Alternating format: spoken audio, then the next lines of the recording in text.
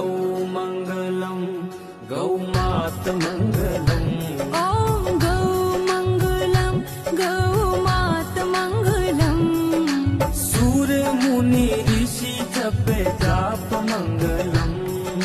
सूरमुनि ऋषि जपे जापमङ्गलम् पावन जापमङ्गलम्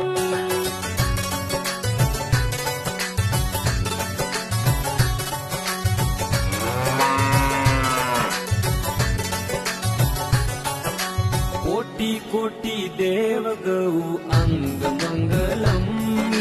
कोटि कोटि देव गौ अङ्गमङ्गलम् साजो गो सेवा गौ